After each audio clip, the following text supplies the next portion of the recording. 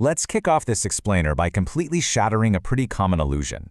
We so often think of artificial intelligence as this invisible magic, just floating around somewhere up in the cloud. But honestly, the reality is that it's heavily bound by the physical world. So if we really want to understand where this technology is headed, we have to stop and ask a critical question. What actually limits AI next? Welcome to today's explainer. I am super excited to dive into this one with you, because we're going to fundamentally shift how you think about artificial intelligence. By the end of this, you won't just see code and algorithms anymore, you're going to see the massive physical ecosystem required to actually run all of it, what we call the AI infrastructure stack. All right, here's our agenda for today. First, the next AI question. 2, the energy constraint. 3, AI factories and hardware. 4, AI enters the real world. And finally, number 5, the future AI ecosystem. Okay, let's jump right into section 1, the next AI question. For years now, the old AI era was all about compute scarcity. It was all about how do we build bigger software models with more data parameters. It was entirely a software-focused race. But guess what? That's over. This new AI era is entirely different. It's actually governed by energy scarcity and physical infrastructure constraints. The story of AI is no longer just a software story, it is very much a physical one. Which brings us to section 2, the energy constraint. To really wrap our heads around the sheer scale of this energy challenge, just think about this number for a second. 1 gigawatt. 1 billion watts. To put that into perspective, that is enough power to run a medium-sized city. Or, the DeLorean time machine in Back to the Future. But seriously, future AI data centers are actually being discussed at this massive gigawatt scale right now. And the wild part? Getting the transmission queues and grid interconnections to secure that kind of power can literally take years. You just can't plug a gigawatt right into the wall. So, where is all this massive amount of electricity actually going to come from? Well, AI facilities are going to have to rely on a really complex, integrated mix. We're talking renewable energy, standard grid electricity, massive battery storage, natural gas, and potentially even nuclear energy. Because a facility like this needs absolute, around-the-clock reliability, it has to balance all of these sources perfectly to ensure the computation just never stops. What's truly fascinating about this whole dynamic is that it's a two-way street.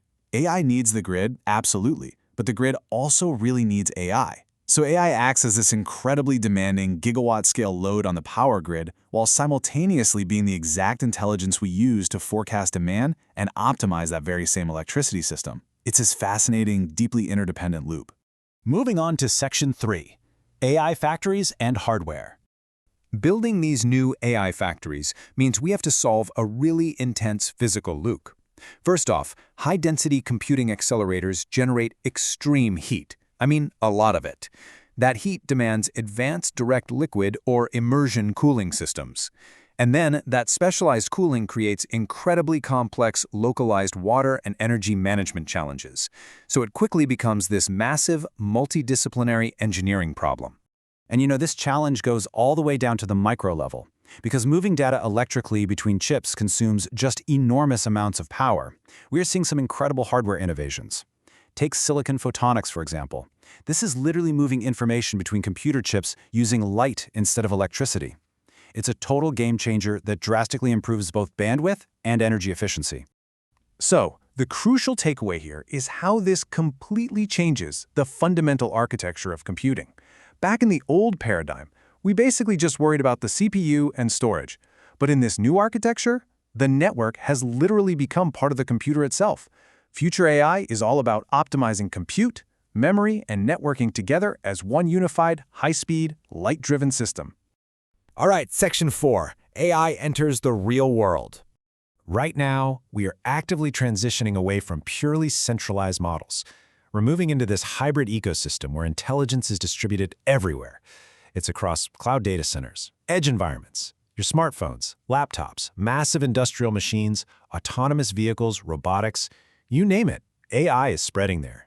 But here's the catch. For embodied AI and robotics to actually survive and operate in physical spaces, they have to master a continuous 5-step loop. They need to perceive the world, reason about it, plan their move, actually take an action and then learn from that physical feedback.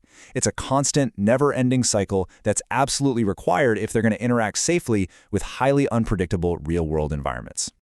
To pull those actions off flawlessly, AI is going to use what are called world models. And this is just incredible to think about. AI systems will essentially simulate millions of virtual physical scenarios, basically playing out reality in a digital sandbox so they can understand the laws of physics and cause and effect long before they ever take a single real-world risk. And this entirely transforms how AI operates. Whether it's helping out in scientific discovery or tackling complex enterprise tasks, AI is evolving from a static system that just answers your questions into an active, agentic system that can actually do things for you. It retrieves living knowledge, breaks big goals down into tasks, selects its own tools, executes actions, and even verifies its own work. We're talking about a massive shift from just generating text to true autonomous execution. Let's wrap things up with Section 5, the future AI ecosystem. Because advanced AI requires this vast, interconnected physical supply chain. Think semiconductors, advanced manufacturing, energy grids, networking equipment. Control over these exact resources makes AI a critical matter of national security and industrial policy. The geopolitical map of AI is basically becoming the map of physical infrastructure. In fact, electricity constraints are actively pushing AI data centers right out of traditional tech hubs. They are quite literally moving to where the power is. We're talking about rural areas where land and grid capacity are abundant. And that forces a really critical conversation.